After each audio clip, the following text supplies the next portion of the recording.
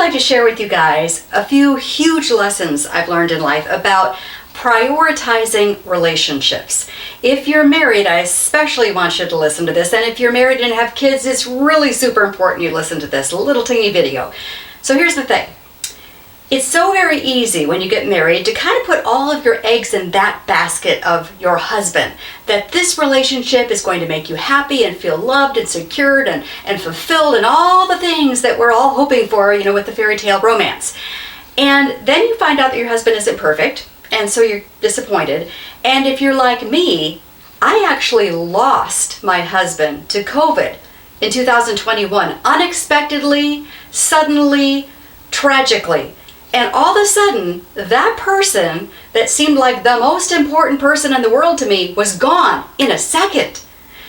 And I'm so glad I did not put all of my eggs in that basket, that I had actually worked to make the Lord, my vertical relationship, the most important relationship. And I'm urging you to do the same thing, because humans will fail you, whether by personal decisions and choices and behavior or through death. I mean, none of us knows when our spouse might get in a car wreck or get cancer or whatever the thing might be. And if we've placed all of our hopes and dreams and security and this is the one relationship that's going to make me happy, if we put all of our eggs in that basket, we are going to be disappointed. So make sure that the vertical relationship with the Lord is the most important relationship. Do what you can to stay connected with the Lord every day. Seek Him in His Word. Spend time talking to Him and listening to Him in prayer, two-way prayer.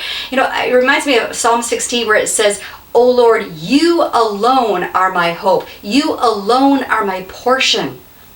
It's the Lord. In fact, Jesus, when He was asked what the most important commandment was, in Matthew 22, He said, love the Lord your God with all your heart and mind and soul and strength, not your spouse. I mean, yes, you should love your spouse, but loving the Lord comes first.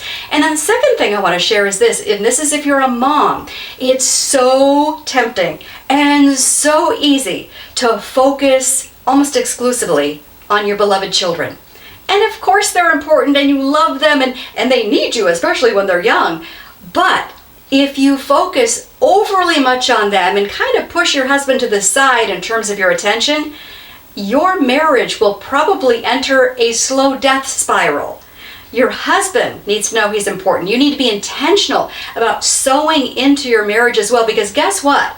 Those kids that you love so much, if you don't pay attention to your marriage and be intentional about nourishing your marriage may very likely end in divorce. And then these precious children that you love so much will be scarred by a really difficult moment in their lives when they have to go through a divorce. So, in summary, 2 things to keep in mind.